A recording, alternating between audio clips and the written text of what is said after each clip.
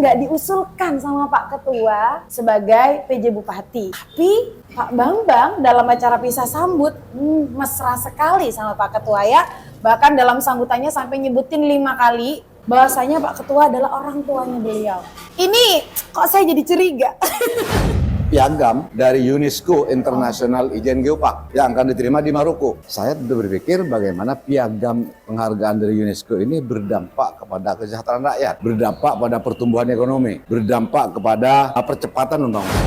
Ini posisinya di mana Pak Ketua, boleh cerita? Di ruang kerja Sesmenko. Sesmenko, ruang kerja Sesmenko. Jadi orang kedua di Kementerian Kemaritiman dan Investasi. Oke. Maksud saya, di saat ada kesanggupan mengalokasikan anggaran untuk Bondowoso diikuti oleh orang dari kementerian menjadi PJ Bondowoso, maka tentu harus dibuktikan, harus dilaksanakan. Makanya saya katakan, kalau Pak Rahman saya jamin 1 tahun selesai.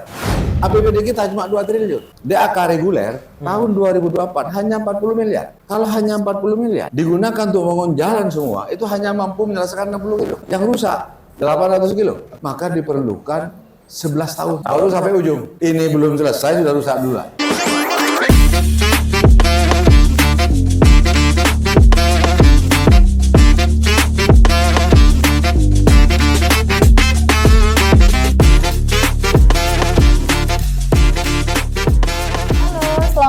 Assalamualaikum warahmatullahi wabarakatuh. Senang sekali rasanya bisa kembali menyapa Anda semuanya, sahabat dan juga masyarakat di Kabupaten Bondowoso dalam acara yang sangat-sangat spesial dan bisa dibilang satu-satunya di Bondowoso ya. Yakni kita akan berbincang berbagai macam hal untuk pembangunan Kabupaten Bondowoso. Nah, pada kesempatan sore hari ini kita akan ngobrol dengan orang pertama, orang nomor 1 di PKB Bondowoso. Ada Ketua DPRD sekaligus Ketua DPC PKB Kabupaten Bondowoso, ada Bapak Ahmad David. Selamat sore, Assalamualaikum Bapak. Waalaikumsalam warahmatullahi wabarakatuh. Ngobrol sama Pak David nih selalu memicu adrenalin untuk kita semuanya berani berlantang ya untuk menyampaikan apa adanya tentang pembangunan Bondowoso. Terima kasih Bapak sudah berkenan untuk berbincang pada sore ini. Di samping beliau sudah hadir juga 3 panelis kita. Yang pertama saya kenalkan terlebih dahulu, di sebelah kanan saya mengenakan pakaian putih. Beliau adalah seorang pengusaha muda. Selain pengusaha muda, dia juga aktivis. Selain aktivis, dia juga adalah salah satu orang di balik layar salah satu media di Kabupaten Bondowoso, Gerbang Nalar. Ada, saya manggil kakak ya. Kakak. Boleh. Masih muda. Masih muda, salah satu milenial. Selamat sore, ada Kak Pringle. Apa kabar Kak Pringle? Alhamdulillah, baik. Alhamdulillah. Ini kontradiktif warnanya dengan Pak Ketua ya, tapi tidak kontradiktif ya? Oh enggak. Oh enggak, satu jalan. Satu kesatuan, saling mengisi. Saling mengisi. Baik, di depan saya, ini adalah seorang jurnalis dari afederasi.com ya. Ada Kak Denny. Selamat sore Kak Denny. Apa kabar? Alhamdulillah. Ini iya. Ya, Oke, siap. Terima kasih sudah di tengah-tengah kita. Tolong nanti pertanyaannya yang pedas ya. Kalau perlu levelnya level yang super pedas ya Kak Denny. Tepat di sebelah Kak Denny ada Mas Bahrul dari JMSI sekaligus jurnalis dari Suara Indonesia.com. Apa kabar Mas Bahrul? Apa kabar Pak Ocha? Alhamdulillah. Dia juga aktivis. Dulu lantang sekali kalau ke DPR. Pak, pernah di demo Mas Bahrul Pak? Iya. Oke, sore hari ini kita akan tanya-tanya banyak kepada Ketua DPRD yang sekaligus Ketua DPC PKB Kabupaten Bondowoso. Intinya pada kesempatan sore hari ini, podcast ini adalah podcast pertama dan satu-satunya di dalam rangka untuk terus membangun Kabupaten Bondowoso melalui berbagai macam aspirasi masyarakat yang akan disampaikan dan kita kupas tuntas pada sore hari ini. Dan saya langsung ke Pak Ketua dulu. Pak Ketua, Bondowoso nih 24 September kemarin baru aja kita itu pelantikan PJ Bupati. Ya. Wah. Bapak Bambang Sukwanto. Beliau dulunya juga adalah sekda yang naik grade menjadi PJ Bupati. Cuman, ini yang bikin greget dan rame itu adalah kemarin nggak diusulkan sama Pak Ketua sebagai PJ Bupati. Tapi Pak Bambang dalam acara pisah sambut mesra sekali sama Pak Ketua ya. Bahkan dalam sambutannya sampai nyebutin 5 kali ya nyebutin bahwasanya Pak Ketua adalah orang tuanya beliau. Ini kok saya jadi curiga. Kedekatannya harmonis sekali begitu antara Pak Ketua dengan PJ Bupati. Mungkin bisa cerita dulu sama kita. Ya, saya dengan beliau itu sudah kurang lebih 20 tahun lah. Sahabat yang sangat dekat, kemudian dalam segala suka dan duka. Tidak perlu diceritakan dukanya apa. Sukanya aja ya? Ya, Sukanya aja, ceritain. ya. Jadi saya dengan akrab dengan beliau. Kalau kemudian pertanyaannya kenapa tidak diusulkan, itu usulan DPR. Oke. Sesuai dengan Permendagri nomor 3 2024, maaf, Permendagri nomor 4 2023, DPRD punya hak mengusulkan 3 nama, kemudian Gubernur 3 nama, Kemendagri 3 nama. Dan DPRD tidak termasuk, tidak mengusulkan nama Pak Bambang. Oke. Tapi harmonisnya Pak Ketua ini terasa sangat kental, kayak macam suami istri gandengan tangan gitu ya. Ini bukan karena di depan kamera aja kan Pak Ketua.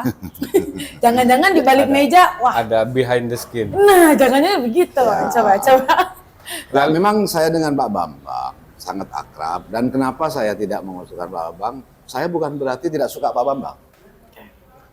Saya sering sampaikan pada beliau, Pak Sekda, DPRD tidak mengusulkan Pak Sekda untuk menjadi PJ Bupati, bukan berarti saya selaku pimpinan DPR tidak suka pada Pak Sekda. Tapi saya hanya kepingin bagaimana Pak Sekda ini betul-betul jadi Sekda. Saya bilang, loh saya ini Sekda Pak Ketua. Iya SK-nya. Tapi faktanya jenengan tidak pernah dilibatkan, tidak difungsikan sebagai Sekda, saya bilang. Faktanya apa? Antara lain, waktu mutasi tidak dilibatkan kan? Oh iya. Iya. Bahkan ada upaya di tengah jalan mau diberhentikan. Itu fakta ya Pak Ketua? Fakta tidak bisa dipungkiri. Oke, sudah terkonfirmasi. Makanya kemudian saya sampaikan, saya kepingin betul-betul beliau jadi Sekda. Artinya apa? Saya contohkan dalam mengangkat satu barang yang cukup berat, dia saat diangkat sendirian tidak kuat, kalau diangkat berdua, bertiga kan semakin ringan. Gitu. Terus alasan mengusulkan Pak Rahman apa, Pak Ketua? Saya mengusulkan Pak Rahman itu, saya bukan pendukung fanatik Pak Rahman. Saya kenal Pak Bambang itu jauh sebelum saya kenal Pak Rahman. Jadi bukan karena kedekatan, bukan apa. Ada kepentingan yang lebih besar. Kenapa saya mengusulkan Pak Rahman? Bukan titipan ya Pak Ketua? Bukan Oke. titipan. Ada kepentingan yang lebih besar. Apa yang Kenapa Pak- saya mengusulkan Pak Rahman? apa kepentingan besar? Sekarang saya tanya, teman-teman wartawan itu biasanya selalu mencari informasi di lapangan, mendengarkan langsung keluhan masyarakat. Kira-kira keluhan utama masyarakat Bondowoso ini apa? Persoalan infrastruktur Pak Ketua. Perusahaan jalan kan? Ya, jalan. Jalan. Itulah sebenarnya kepentingan utama saya selaku pimpinan DPRD dan fraksi koalisi mengusulkan Pak Rahman. Kenapa?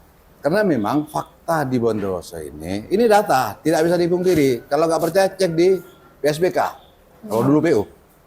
Bahwa dari 1.395 kilo panjang jalan di Kabupaten Bondowoso, anggap 1.400 kilo, yang sudah rusak itu 800 kilo.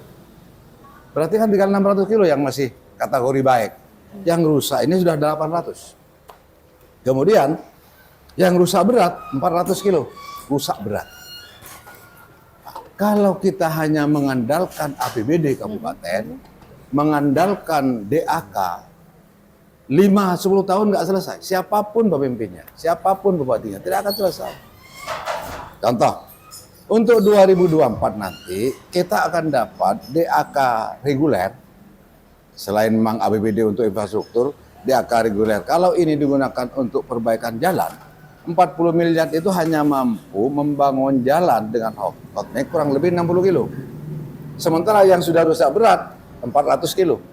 Kalau setiap tahun 60 kilo, 60 kilo, 60 kilo kan memerlukan waktu 7 tahun. Belum nyampe tahun ke-7 yang ini sudah hancur. Ini kalau hanya mengandalkan DAK reguler, mengandalkan APBD kabupaten. Sederhana lah. Seperti kepala desa.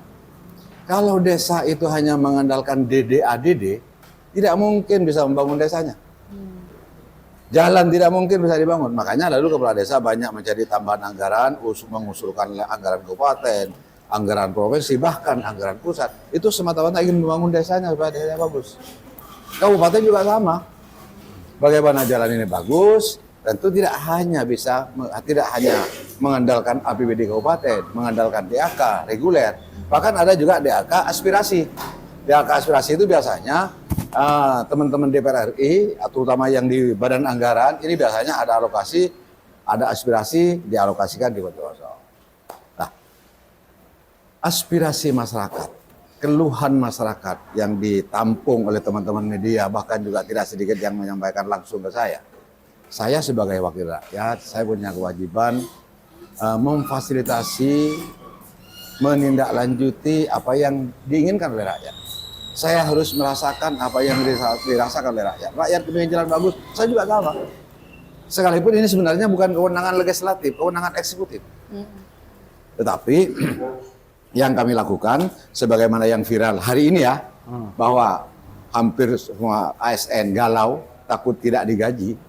Ini kan ceritanya, saya dengan Pak Sekda pada tanggal 15 Juni, waktu di Pendopo ada pelantikan terakhir, waktu pemerintahan Bupati Kesalwa, tanggal 15 Juni saya ke Kementerian Keuangan bersama Pak Sekda, bersama Bapeda, bersama DWKA, dalam rangka bagaimana memperjuangkan Bondowoso tidak dikenakan sanksi. Kemudian yang kami lakukan pada waktu itu, kami buat pernyataan.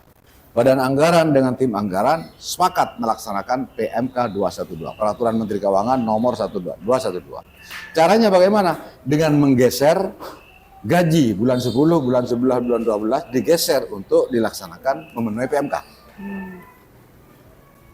Risikonya kemudian ini ASN bisa tidak digaji memang bulan 10, bulan 11, 12. Maka yang kami lakukan, kami percepat pembahasan perubahan anggaran.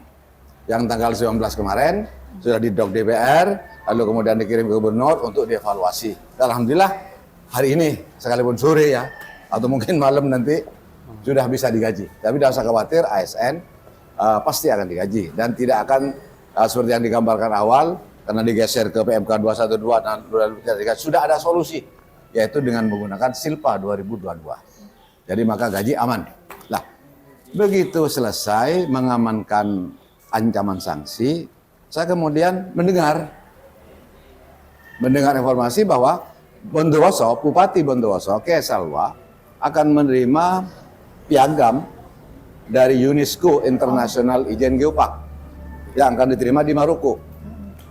Tapi di bulan yang sama beliau akan berakhir. Saya sebagai wakil rakyat tentu berharap bagaimana piagam ini tidak hanya dijadikan sebuah kebanggaan, disampaikan sana sini mendapatkan piagam dan kemudian hanya ditempel di tembok atau bahkan diarak keliling, untuk apa? Saya tentu berpikir bagaimana piagam penghargaan dari UNESCO ini berdampak kepada kesejahteraan rakyat, berdampak pada pertumbuhan ekonomi, berdampak kepada percepatan pembangunan. Nah itulah kemudian saya kembali lagi ke Jakarta. Kalau bulan Juni saya dengan Pak Sekda, bulan Juli, rekan-rekan wartawan bisa dibaca, bisa ini, pertemuan saya tanggal 6. Tanggal 6 Juli ya? Ya, jam 9. Jam 9 di ruang kerja Sesminko. Oh, Saya ke Kementerian, saya kirim surat, DPRD kirim surat, mau menghadap ke Pak Luhut. Oleh Pak Luhut didisposisi diterima oleh Sesminko, Sekretaris Menko. Lah, kenapa saya ke Sesminko? Kenapa saya ke Kementerian Kemaritiman dan Investasi? Karena leading sektor geopark, leading sektor piagam yang diterima oleh Bupati itu ya Kemenko Marves. Bagaimana ini kemudian? Yang pertama saya ke sana menyampaikan terima kasih atas perjuangan Kemenko Marves, perjuangan Pak Luhut, dan kita tahu Pak Luhut Binsar Penjahitan itu Menko Kemaritiman dan Investasi, terutama keperhatian beliau kepada daerah-daerah yang sudah diakui geopark tentang objek wisatanya, apalagi Ijen ini sudah menjadi geopark internasional dan dia akan dipromosikan di 72 negara. Saya hanya berpikir bagaimana Bondowoso ini seperti Labuhan Bajo. Labuhan Bajo itu kabupaten yang tidak terkenal. Labuhan Bajo menjadi seperti sekarang, itu bukan biaya pembangunan dari APBD kabupaten, tapi dari APBN. Itu atas perhatian Pak Luhut. Bagaimana juga kemudian Gunung Kidul, Danau Toba, bahkan kemarin sempat rame itu Borobudur dan sebagainya. Artinya hal-hal yang sudah diakui oleh UNESCO tentang objek wisata itu bagaimana berdampak pada kesehatan rakyat. Makanya kemudian saya berangkat ke sana, saya sampaikan terima kasih. Dasar saya yang pertama ada Perpres 80 tahun 2019 tentang pembangunan selingkaran Ijen. Jadi ada perpresnya sebenarnya tahun 2019. Pembangunan selingkaran Ijen. Bondowoso ini kan juga lingkaran Ijen, tapi ini saya melihat dimanfaatkan Banyuwangi. Bondowoso belum memanfaatkan. Yang kedua ada Kepres nomor 4 tahun 2003 tentang 2023 tentang percepatan pembangunan. Di saat yang bersamaan Bondowoso akan menerima dan Banyuwangi menerima piagam dari UNESCO International Group Park pengakuan Kawah Ijen itu sebagai objek wisata internasional dan akan dipromosikan di 72 negara. Saya sampaikan kepada beliau pada waktu saya di ruang kerja Sesmenko, Pak, tentu Bondowoso berterima kasih. Bondowoso akan banyak kedatangan tamu dari mancanegara. Dan ini negara juga diuntungkan. Kenapa? Di saat wisatawan asing masuk Indonesia, dia bawa uang, maka divisa untuk Indonesia. Makanya seperti TKI, TKW itu dikatakan pahlawan divisa karena dia kerja di negara orang, jual jasa, jual tenaga, bawa uang ke Indonesia. Maka UNESCO International Ijen Geopark ini bukan hanya yang diuntungkan Bondowoso, tapi Indonesia juga, negara kita juga. Lebih dari itu, Bondowoso yang akan menerima banyak tamu asing tentu harus siap-siap. Saat itu saya sampaikan, Pak, kondisi APBD Bondowoso sebagaimana yang saya paparkan 1 bulan sebelumnya di Kementerian Keuangan tidak mampu untuk menuntaskan persoalan jalan yang sudah menjadi jalan tol ini. Iya. Kan itu namanya. Fakta tidak sederhana lah, jangan kemudian dianggap kita mengada-ada. Turun ke masyarakat, tanyakan ke masyarakat, di jalan mana? Contohnya jalan Wonosari, Patemon. Pak, dulu jalan ini memang sudah seperti ini. Oh enggak, dulu ini jalan bagus. Sekarang jadi jalan tol. Berarti langkah mundur kan? Objektif lah. Pak, jalan ini dulu bagus ya Pak? Bagus. Sekarang bagus. Oh berarti tidak ada langkah maju. Pak, jalan ini bagaimana kalau dibandingkan dengan dulu? Dulu rusak ini, sekarang bagus. Berarti ada langkah maju. Tapi fakta yang terjadi, dulu jalan bagus, sekarang tidak usah ditutupi fakta ini. Apalagi didukung data yang sekarang PLT BSBK itu adalah ponaan Kesalwa sendiri, Bapak Ansori. Cek data di sana. Jalan yang sudah hancur, 800 kilo, yang rusak berat itu 400 kilo. Kalau kita hanya mengandalkan DAK reguler, yang besarnya 40 miliar, yang saya dengar 2024 nanti akan dapat 40 miliar. Uang 40 miliar itu kalau digunakan untuk hanya 60 kilo. 60 kilo. Kalau 400 kilo, kan 7 tahun. Kapan selesainya? Nah itu yang saya sampaikan, curhat saya, dan kemudian mendapat respon positif. Karena memang punya tanggung jawab yang sama, apalagi leading sektor Geopark itu di kemaritiman dan investasi. Kan tidak mungkin kami yang di daerah suruh terima tamu tanpa ada perhatian dari pemerintah. Itulah latar belakang kami bersama wakil ketua, bisa ditanyakan ke Pak Jibori yang dari P3 juga, Bukan Pak ini Sinong fotonya juga. Pak Ketua ya? Siap. Dengan Nah ini, Nah, kok teman-teman wartawan ini tahu aja ya, dapat dari mana data ini ini? foto ini viral sebenarnya ya, boleh di zoom oleh media, oleh kamera. Iya. Foto ini viral teman-teman di berbagai media sosial ya. Viral, ini ada Pak Ketua DPRD, ada Pak Jibori juga bersama wakil ketuanya ya Pak Ya, ya. wakil ketua semua. Ini posisinya di mana Pak Ketua, boleh cerita? Di ruang kerja Sesmenko. Sesmenko, orang kerja Sesmenko. Jadi Orang teman- kedua di Kementerian Kemaritiman dan Investasi. Oke, ini dalam rangka upaya beliau bagaimana caranya biar jalan-jalan yang ada di Bondowoso ini tidak tol lagi. Ya, nih boleh di zoom, silakan di zoom. Itu, Pak, ini ya. Jadi, Nah ini yang menarik. ini yang yang Pak Sesmenko yang sekarang jadi PLT PJ Gubernur Jawa Timur. NTT. Ini Pak Sesmenko. PJ. Yang ini tengah ini. Siap. Ini sekarang PLT Gubernur NTT. Beliau yang menerima kami bersama para wakil ketua, curhat kami direspon dengan sangat positif. bentuk tanggung jawab beliau. Bahkan beliau menyampaikan terima kasih telah datang ke Sesmenko, dan saya kalau di ruang kerja beliau itu sampai kadang 1 jam 2 jam, kan sering saya ke sana mendiskusikan persoalan itu. Begitu saya curhat macam-macam, Pak Ketua, udah kalau begitu kita nanti dukung, kita bantu ke Kementerian PU, Kementerian Keuangan, bahkan saya sendiri yang akan datang, katanya Pak Menko, bagaimana ada alokasi anggaran untuk percepatan pembangunan di Bondowoso. Karena jalan di Bondowoso sudah hancur. Karena kondisinya seperti itu, karena beliau sangat respon, sekalian saya, kalau begitu Pak, gimana kalau PJ Bondowoso? Karena bulan 9 nanti Bupati menerima penghargaan dari UNESCO, di bulan yang sama harus berakhir beliau, karena masa tugasnya harus berakhir. Monggo Pak, kalau begitu Bapak perhatian ke Bondowoso, sekalian PJ-nya dari kami Kumarves. Oke. Apakah itu Pak Luki, monggo. Apakah itu Pak Budi, Pak Luki ini orang Pasuruan, Pak Budi ini orang Madiun, atau Pak Rahman ini orang Palembang bahkan. Loh, ini bukan tidak pernah ke Jawa Timur, ini NKRI saya bilang.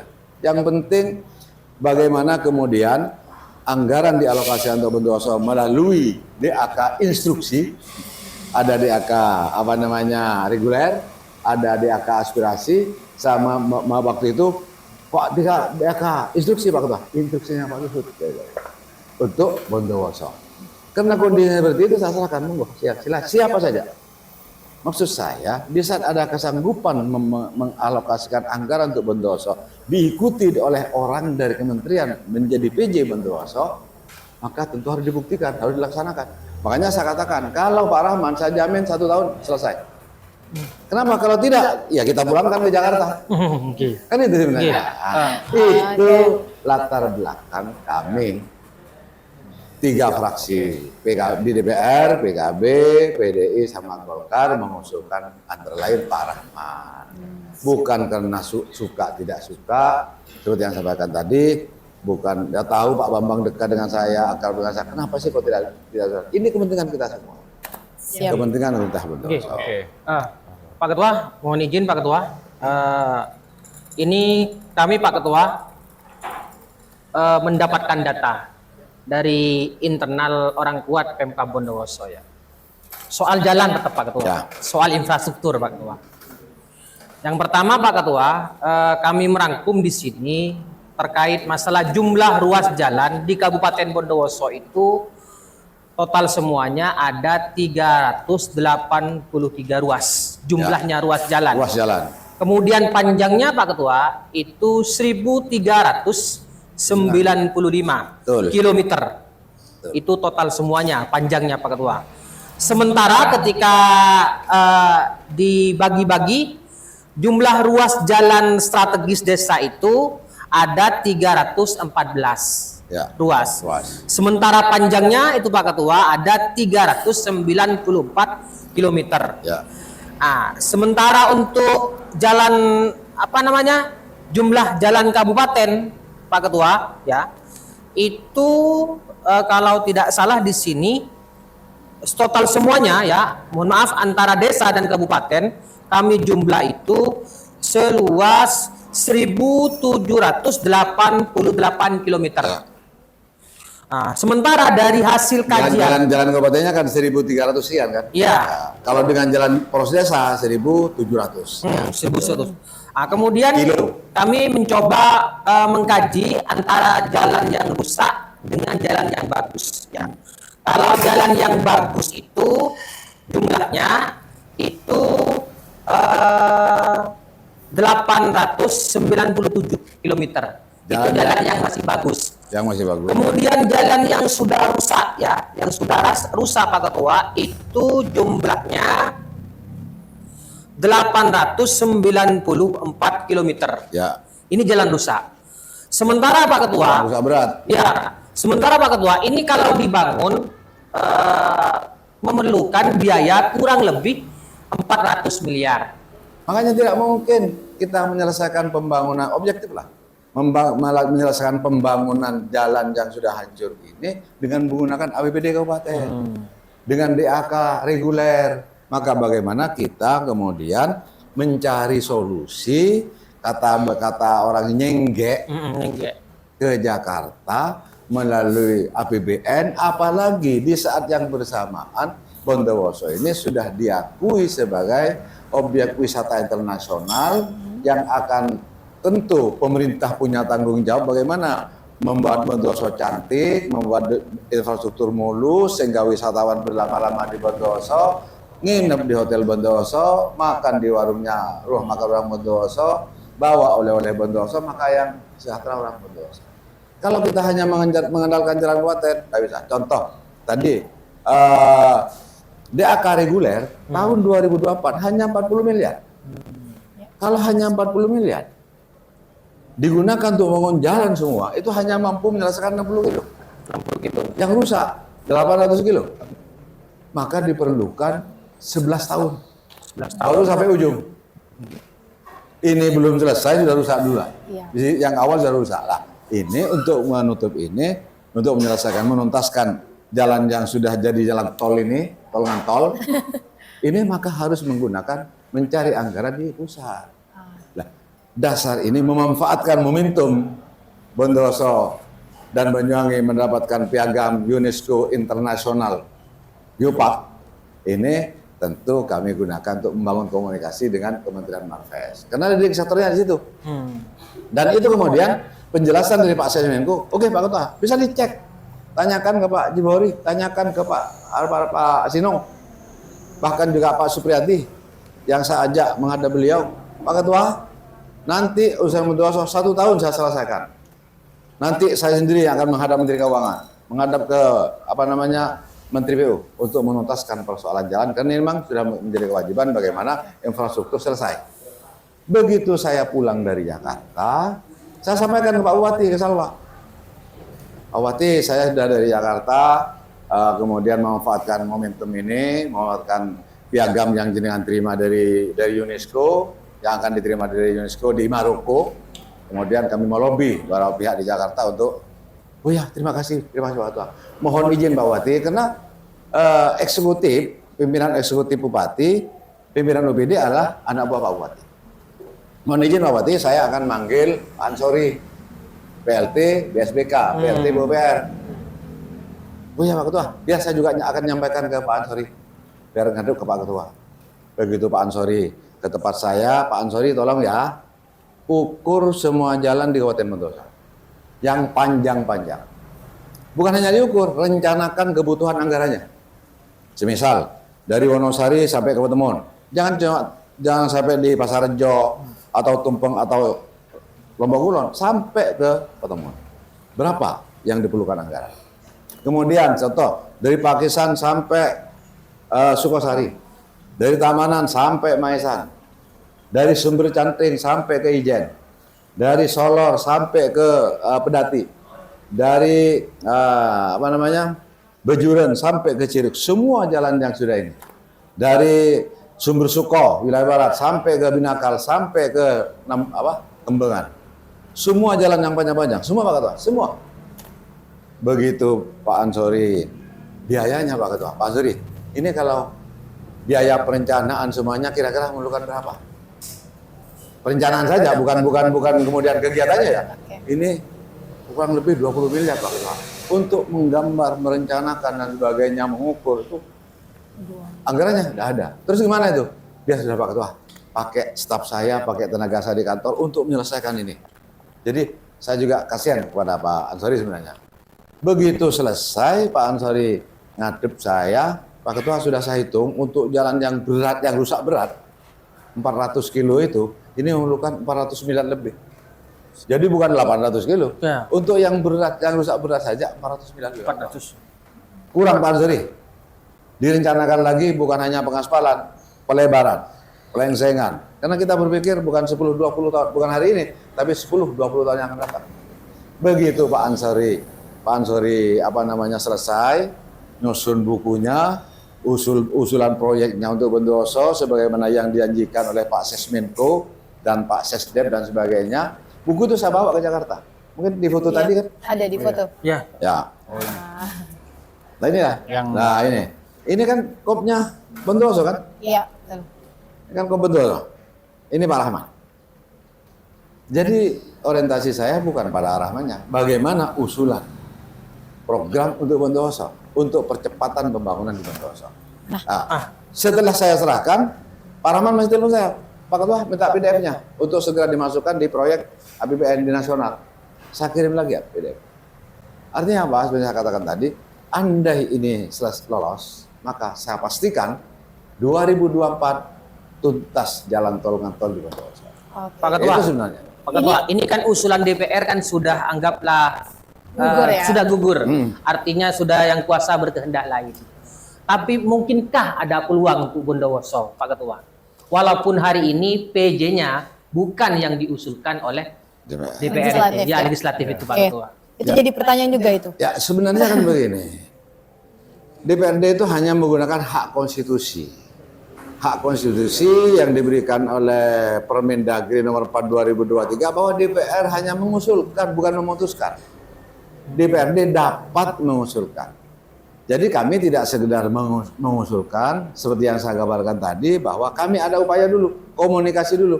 Kira-kira kalau Anda saya usulkan apa untuk Bondowoso? Ternyata sanggup membawa anggaran yang begitu besar untuk Bondowoso. Makanya sekalian seorangnya. Maksud saya kalau hanya sanggup anggaran untuk Bondowoso orangnya tidak ikut, dari kementerian tidak jadi PJ, kan bisa saja hanya iya tapi tidak berani anggaran. Tapi kalau ini jadi PJ, dari kementerian yang jadi PJ Bondowoso, nanti kalau tidak bisa membuktikan, tak suruh pulang. Untuk apa kalian di sini? Untuk apa di sini kan? Janjinya katanya kan begitu. Makanya itu antara lain kami mengusulkan Pak Rahman. Seperti yang saya kata tadi, bukan kemudian saya bukan pendukung fanatik Pak Rahman, tetapi teman-teman bekerja untuk Bondowoso. Bagaimana saya sebagai rakyat yang saya wakili, di saat rakyat senang saya senang. Nah, persoalan kemudian karena DPRD tidak punya kewenangan memutuskan, hanya mengusulkan, apapun keputusan yang punya kewenangan, dalam hal ini Presiden melalui Mendagri memutuskan Pak Bambang sebagai PJ Bupati, maka tentu kita semua harus mendukung, harus mensupport. Bagaimana? Karena orientasi kita bukan pada orang per orang, pada kepentingan seluruh masyarakat Bondowoso. Lalu kemudian apakah ada upaya? Tadi Pak Sekda sudah, Pak PJ Bupati sudah menyampaikan ke saya di setelah paripurna, ayo Pak Ketua kita rencanakan ke Jakarta.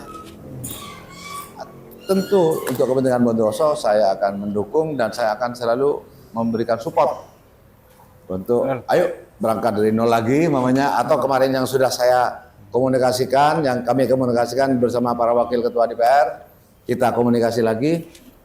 Dan sebenarnya saya selaku pimpinan DPR dan para wakil, bukan hanya hari ini, bukan hanya tahun ini yang membangun komunikasi bagaimana ada tambahan anggaran untuk Bondowoso. Saya masih ingat betul pada awal COVID, saya bersama para wakil ketua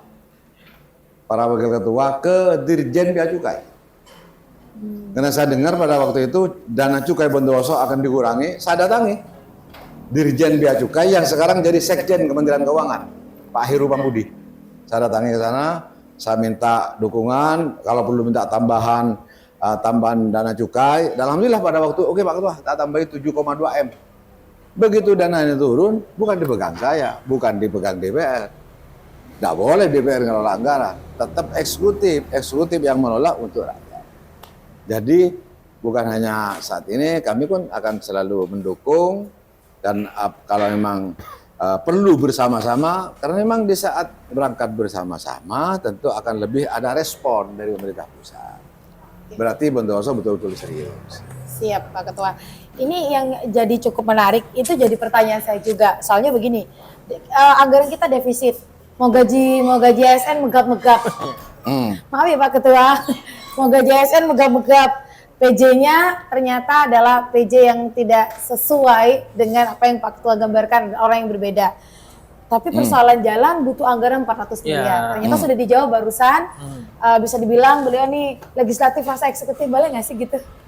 Legislatif rasa eksekutif gitu Pak Ketua. Karena Pak Ketua kayaknya yang nyenggek-nyenggek ke sana. Ya, bukan yang nyenggek-nyenggek. Artinya apa? Karena di Undang-Undang Nomor 23 2014 pada pasal 57 itu bunyinya penyelenggara pemerintahan daerah adalah kepala daerah bersama DPRD. Oke. dan yang dibantu oleh UPD. Tentu eksekutif dan legislatif. Eksekutif ini yang merencanakan dan yang melaksanakan, yang mengeksekusi. Legislatif ini yang melegalkan, yang mengesahkan. Gitu. Jadi karena kita punya tanggung jawab sama semuanya untuk kepentingan rakyat. Oke, Ya, siap. Pak. Ya.